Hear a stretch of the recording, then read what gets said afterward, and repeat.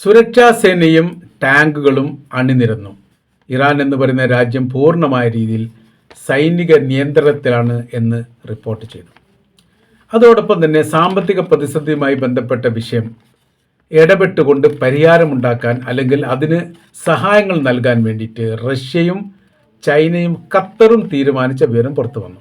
ആഭ്യന്തര പ്രശ്നങ്ങൾ അവസാനിക്കുന്നതോടുകൂടി സാമ്പത്തിക വിഷയവുമായിട്ട് ബന്ധപ്പെട്ട കാര്യത്തിൽ തീരുമാനമുണ്ടാക്കുക അല്ലെങ്കിൽ അതിന് ഈ സഹായങ്ങൾ നൽകുക എന്നുള്ളിടത്തേക്ക് കാര്യങ്ങൾ എത്തുന്നു. അതിന് അവർ പറയുന്ന കാര്യം ഇങ്ങനെയാണ്: റഷ്യയെ സംബന്ധിച്ചിടത്തോളം, ചൈനയെ സംബന്ധിച്ചിടത്തോളം ഇറാൻ എന്ന് പറയുന്ന രാജ്യം അതിൻ്റെ പ്രൗഢിയോടുകൂടി ഇപ്പോഴത്തെ നിലവിലെ ഭരണ സംവിധാനത്തിൻ്റെ കീഴിൽ നിലനിൽക്കുക എന്നുള്ളത് അവരുടെ നിലനിൽപ്പുമായിട്ട് ബന്ധപ്പെട്ട കാര്യത്തിൽ പോലും അനിവാര്യമാണ്. നേർക്ക് നേരെ അമേരിക്കയോട് വെല്ലുവിളിക്കാൻ മാത്രം റഷ്യയെക്കാൾ ധൈര്യവും കരുത്തുമുള്ളത് ഇറാനാണ് എന്ന് ലോകം തിരിച്ചറിഞ്ഞ ദിവസങ്ങളാണ് ഈ പ്രക്ഷോഭത്തിനിടയിലൂടെ കടന്നുപോയത്.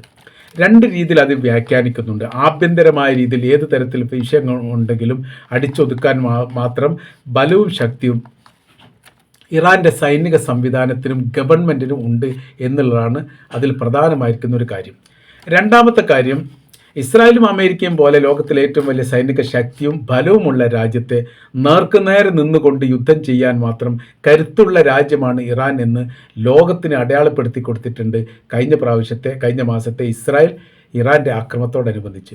ഈ ഒരു കാര്യം പ്രാദേശിക തലത്തിലും അതേപോലത്തെ അന്താരാഷ്ട്ര തലത്തിലും വലിയ ചർച്ച ചെയ്യുന്നത് ഇറാൻ മാത്രമാണ്. ഇറാൻ്റെ ഹീറോയിസമാണ് എവിടെയും ചർച്ച ചെയ്യപ്പെടുന്നത് എന്ന് ചുരുക്കം. അതിൽ അറബ് രാജ്യങ്ങൾ അഭിമാനം കൊള്ളുന്നു എന്ന തരത്തിൽ ചില മീഡിയകൾ അങ്ങനെ റിപ്പോർട്ട് ചെയ്യുന്നു. ഇപ്പോൾ അറബ് രാജ്യങ്ങളെ സംബന്ധിച്ചിടത്തോളം അവരുടെ സുരക്ഷയുമായിട്ട് ബന്ധപ്പെട്ട കാര്യവും യഥാർത്ഥത്തിൽ ഇറാനെ ആശ്രയിക്കേണ്ട രീതിയിലേക്കാണ്. നേരിട്ട് കൊണ്ട് വലിയ രീതിയിലുള്ള സൗഹൃദ ബന്ധം റഷ്യയും ചൈനയുമായിട്ട് അറബ് രാജ്യങ്ങൾക്കില്ല. എന്നാൽ നയതന്ത്ര ബന്ധമുണ്ട്, സൗഹൃദ ബന്ധം, രണ്ടെണ്ണം തന്നെയാണ്. സൗഹൃദ ബന്ധത്തിലൂടെയാണ് രഹസ്യ കാര്യങ്ങളൊക്കെ വലിയ തരത്തിൽ കിട്ടാൻ വേണ്ടി പോകുന്നത്. അങ്ങനെയാണ് ഈ ഇറാൻ എന്ന് പറയുന്ന രാജ്യത്തിന് ആണവായുധ രഹസ്യങ്ങൾ ഈ റഷ്യയിൽ നിന്ന് കിട്ടിയത് എന്നാണ് അനുമാനിക്കുന്നത്. അങ്ങനെ അഭിപ്രായങ്ങളുണ്ട്. അങ്ങനെ കിട്ടാനുള്ള കാരണം ഇറാനും റഷ്യയും തമ്മിലുള്ള ബന്ധത്തിൻ്റെ അടിസ്ഥാനത്തിലാണ്. ഇറാൻ ഇറാഖ് യുദ്ധവുമായി ബന്ധപ്പെട്ട കാലത്ത് 1988 കാലഘട്ടത്തിൽ ഇറാൻ എന്ന് പറയുന്ന രാജ്യം അന്നത്തെ സോവിയറ്റ് യൂണിയനോട് ചേർന്ന് നിന്ന രാജ്യമായിരുന്നു. എന്നാൽ ഇറാഖ് ആ സമയത്ത് അമേരിക്കയുമായിട്ടായിരുന്നു നയതന്ത്ര ബന്ധവും സൗഹൃദവും ഉണ്ടായിരുന്നത്. പക്ഷേ ഗുണം ചെയ്തിട്ടില്ല. ഇറാഖിനെ സംബന്ധിച്ചിടത്തോളം അത് വലിയ രീതിയിലുള്ള ഗുണം ചെയ്തിട്ടില്ല. എന്നാൽ ഇറാനെ സംബന്ധിച്ചിടത്തോളം വലിയ രീതിയിലുള്ള ഗുണം ചെയ്തു. അവസാനം ഏറ്റവും ഒടുവിൽ ഇറാഖ് എന്ന് പറയുന്ന രാജ്യത്തെ അമേരിക്ക ഒറ്റ കൊടുക്കുകയും ചെയ്തു, അങ്ങനെ കീഴ്പ്പെടുത്തുകയും ചെയ്തു. ആ കാര്യമൊക്കെ നമുക്കറിയാവുന്നതാണ്. ഇപ്പോഴത്തെ സ്ഥിതി എന്ന് പറയുന്നത്, ഖത്തറിനെ ഇസ്രായേൽ ആക്രമിച്ചതോടുകൂടി ഏതൊരു അറബ് രാജ്യത്തിന് നേരെയും ഏത് സമയത്തും അമേരിക്കയുടെയും ഇസ്രായേലിൻ്റെ ആക്രമണം ഉണ്ടാവാൻ സാധ്യതയുണ്ട് എന്നവർ വിലയിരുത്തുന്നു, അല്ലെങ്കിൽ മനസ്സിലാക്കും തങ്ങൾ സുരക്ഷിതരല്ല എന്നുള്ളത്. ഈ സുരക്ഷിതത്വത്തെ പ്രതിരോധിക്കണമെങ്കിൽ ഒരിക്കൽ പോലും അറബ് രാജ്യത്തിലെ ഇന്ന് അവരുടെ കൈവശത്തുള്ള ആയുധങ്ങൾക്കോ സംവിധാനങ്ങൾക്കോ ഒരിക്കലും സാധിക്കില്ല. അമേരിക്ക നിർമ്മിക്കപ്പെടുന്ന പല ആയുധങ്ങളും അതിൻ്റെ 1ാം നമ്പർ ആയുധങ്ങൾ ഒരിക്കലും മറ്റുള്ളവർക്ക് അവർ വിൽപ്പന നടത്താറില്ല. സെക്കൻഡ് അല്ലെ തേർഡ് അങ്ങനെ പാർട്ടായിട്ടാണ് വിൽക്കുന്ന നടത്തുന്നത്. നമുക്ക് ഈ കഴിഞ്ഞ പ്രാവശ്യം തന്നെ അതിൻ്റെ ഒരു കൃത്യമായിരിക്കുന്ന വിവരം ലോകം പഠിച്ചതാണ്. F-35 എന്ന് പറയുന്ന യുദ്ധവിമാനം 5ാം തലമുറയിൽപ്പെട്ട ഏറ്റവും നൂതനമായിരിക്കുന്ന വിമാനമാണ്. 40ഓളം എണ്ണം വാങ്ങാൻ വേണ്ടിയിട്ട് സൗദി അറേബ്യ അതിൽ പണം കൊടുത്തത് ക്ലിയറാക്കി. ഇനി ഡെലിവറി ചെയ്യേണ്ട സമയം മാത്രമേ ബാക്കിയുള്ളായിരുന്നു. ആ സമയത്താണ് ഇസ്രായേൽ ഇടപെട്ടുകൊണ്ട് ഒരിക്കൽ പോലും സൗദി അറേബ്യക്ക് ഈ F-35 എന്ന് പറയുന്ന യുദ്ധവിമാനം നൽകാൻ പാടില്ല. തങ്ങളുടെ കയ്യിൽ 36 അവരുടെ കയ്യിലുള്ളത്. സൗദി അറേബ്യക്ക് 40 കിട്ടുന്ന സമയത്ത് ഈ മേഖലയിൽ ഏറ്റവും വലിയ F-35 വിമാനമുള്ള രാജ്യമായിട്ട് സൗദി അറേബ്യ മാറും. അപ്പോൾ മിഡിൽ ഈസ്റ്റിൽ വലിയ സൈനിക ബലവും ശക്തിയും തങ്ങളെക്കാൾ അവർക്കുണ്ട് എന്ന് പറയുമ്പോൾ അത് തങ്ങൾക്ക് വലിയ രീതിയിൽ ബാധിക്കും. ഇതിൽ വലിയ ഇടപെടലുകൾ, വലിയ സമ്മർദ്ദവും ഇസ്രായേൽ അമേരിക്കയുമായിട്ട് ഉണ്ടാക്കി. അങ്ങനെ അമേരിക്ക പിന്നെ ഏറ്റവും ഒടുവിൽ അമേരിക്കയുടെ ഭാഗത്ത് വന്ന റിപ്പോർട്ട് എന്ന് പറഞ്ഞാൽ F-35 യുദ്ധവിമാനങ്ങൾ തങ്ങൾ സൗദി അറേബ്യക്ക് നൽകും, എന്നാൽ അതിൻ്റെ എല്ലാവിധ ക്വാളിറ്റിയോട് കൂടി നൽകിയില്ല. ചില ഇൻസ്ട്രുമെൻസുകളൊക്കെ തങ്ങൾ അയച്ചു മാറ്റിയെടുക്കും എന്നുള്ളതാണ്.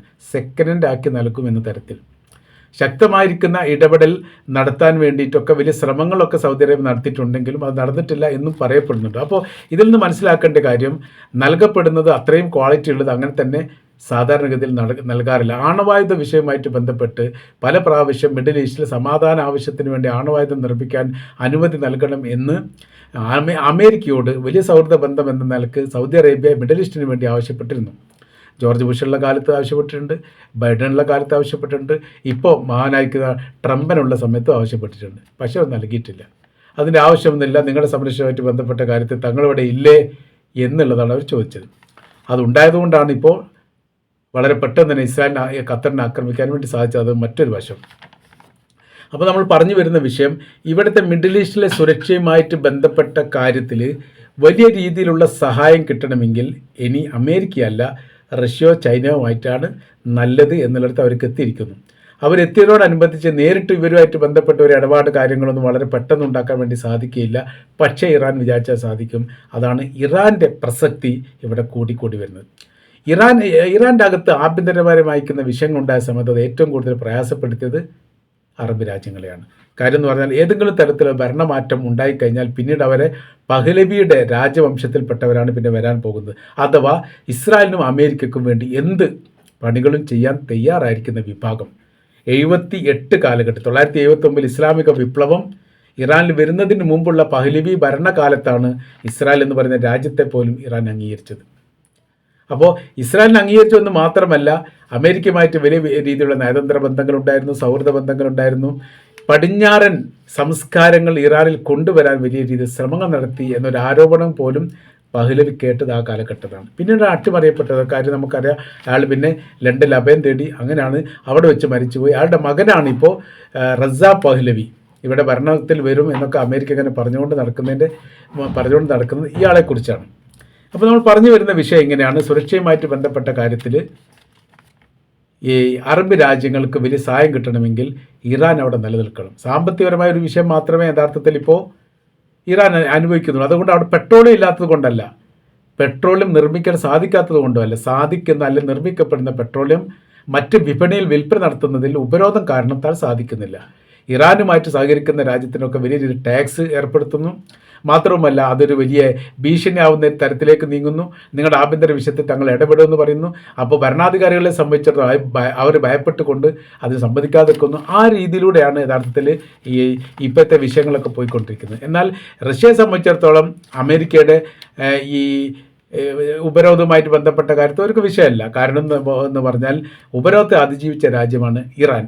അപ്പോൾ പിന്നെ റഷ്യയെ സംബന്ധിച്ചിടത്തോളം പ്രശ്നമില്ല, ചൈനയെ സംബന്ധിച്ചിടത്തോളം പ്രശ്നമില്ല, കൊറിയയെ സംബന്ധിച്ചിടത്തോളം പ്രശ്നമില്ല. ഇവർ തമ്മിൽ ഇങ്ങോട്ടും പെട്രോളിയം വിതരണവുമായിട്ട് ബന്ധപ്പെട്ട കാര്യങ്ങൾ നടക്കുന്നത് കൊണ്ടാണ് ഇത്രയെങ്കിലും പിടിച്ചു നിൽക്കാൻ വേണ്ടിയിട്ട് ഇറാൻ സാധിക്കുന്നത്. ഇറാൻ ഇപ്പോൾ രാജ്യത്തിലെ ജനങ്ങളുടെ സേവന സംബന്ധമായിരിക്കുന്ന കാര്യത്തിന് വേണ്ടിയിട്ട്, പുരോഗതി സംബന്ധമായിരിക്കുന്ന കാര്യത്തിന് വേണ്ടിയിട്ട് ബജറ്റിൽ പണം നീക്കി വെക്കുന്നതിനേക്കാൾ കൂടുതൽ രാജ്യത്തിൻ്റെ സൈന്യവുമായിട്ട് ബന്ധപ്പെട്ട വിഷയത്തിൽ, അതിർത്തിയുമായിട്ട് ബന്ധപ്പെട്ട വിഷയത്തിലാണ് നീക്കിവെക്കുന്നത്. ഏതുപോലെ ഇസ്രായേലിനെ പോലെ. ഇസ്രായേൽ എന്ന് പറഞ്ഞാൽ 60% സൈന്യത്തിന് വേണ്ടിയിട്ടും 40% രാജ്യത്തിലെ മറ്റെല്ലാ പുരോഗതിക്കും വേണ്ടിയിട്ടാണ് മാറ്റിവെക്കുന്നത്. അഥവാ കൂടുതൽ അവർക്ക് ആയുധ നിർമ്മാണം, സായുധ നിർമ്മാണം, അതുമായിട്ട് ബന്ധപ്പെട്ട പ്രാക്ടിക്കൽ നൽകുന്നത്, അതിർത്തിയുമായിട്ട് ബന്ധപ്പെട്ട കവചം തീർക്കുന്നത്, രാജ്യസുരക്ഷയുമായിട്ട് ബന്ധപ്പെട്ട കാര്യത്തിലാണ് അവർ പ്രാധാന്യം നൽകുന്നത്. ഇറാനും അങ്ങനെ തന്നെയാണ്. അപ്പോൾ നമ്മൾ പറഞ്ഞു വരുന്ന വിഷയം, പുതിയ സുരക്ഷാ സേനയും അതിന് ടാങ്കുകളും സംവിധാനങ്ങളും വളഞ്ഞുകൊണ്ട് വളരെ കൃത്യതയോട് കൂടിയിട്ട് ഇസ്രായേൽ എന്ന് പറയുന്ന രാജ്യത്തുള്ള ആഭ്യന്തരമായിരിക്കുന്ന വിഷയങ്ങളും പ്രശ്നങ്ങളും അവസാനിപ്പിച്ച് അടിച്ചൊതുക്കി എന്ന് വേണമെങ്കിൽ പറയാം. ഇനി വരാൻ പോകുന്ന ദിവസങ്ങളിലാണ് വധശിക്ഷയുമായിട്ട് ബന്ധപ്പെട്ട കാര്യങ്ങളൊക്കെ പുറത്തു വരുന്നത്. 12,000-ഓളം ആളുകൾ അറസ്റ്റ് ചെയ്യപ്പെട്ടിട്ടുണ്ട് രാജ്യദ്രോഹ കുറ്റത്തിൻ്റെ പേരിൽ. അങ്ങനെയാണ് സ്ഥിരീകരിക്കപ്പെട്ട റിപ്പോർട്ട് പറയുന്നത്. എന്നാൽ ചില റിപ്പോർട്ടിനകത്ത് 50,000, 1,00,000 മേലെ അറസ്റ്റ് ചെയ്യപ്പെട്ടിട്ടുണ്ട് എന്നും പറയുന്നു. അത് പക്ഷേ ഇറാൻ ഗവൺമെൻറ് അത് സ്ഥിരീകരിച്ചിട്ടില്ല എന്നുള്ളതാണ് അതിൻ്റെ മറ്റൊരു വശം. ഇപ്പോഴത്തെ നിലവിലെ സാഹചര്യങ്ങൾ നിലനിൽക്കുന്നത് എങ്ങനെയെന്ന് ചോദിച്ചാൽ, അറസ്റ്റ് ചെയ്തവർക്കൊക്കെ കഠിനമായ ശിക്ഷ നൽകും. ഇപ്പോഴും വലിയ രീതിയിലുള്ള വേട്ടകൾ നടക്കുന്നു. രാജ്യദ്രോഹ കുറ്റത്തിന് നിങ്ങൾ അറസ്റ്റ് ചെയ്ത് കഴിഞ്ഞാൽ വധശിക്ഷയാണ് നിങ്ങളെ കാത്തിരിക്കുന്നത് എന്ന ഭീഷണിയുടെ അടിസ്ഥാനത്തിൽ പല പ്രവിശ്യകളിലും ഈ സമരക്കാർ തന്നെ ഒഴിഞ്ഞു പോയിരിക്കുന്ന സ്ഥിതിയാണ്. ഇത് അറിയാത്ത ചാനലുകൾ, കുറച്ച് കേരള ചാനലും കുറച്ച് ഇസ്രായേൽ ചാനലും അല്ലാത്ത ബാക്കി എല്ലാ ചാനലും ഇത് പ്രാധാന്യത്തോടു കൂടി റിപ്പോർട്ട് ചെയ്തിട്ടുണ്ട് എന്നാണ് നമുക്ക് മനസ്സിലാക്കാൻ വേണ്ടിയിട്ട് സാധിക്കുന്നത്.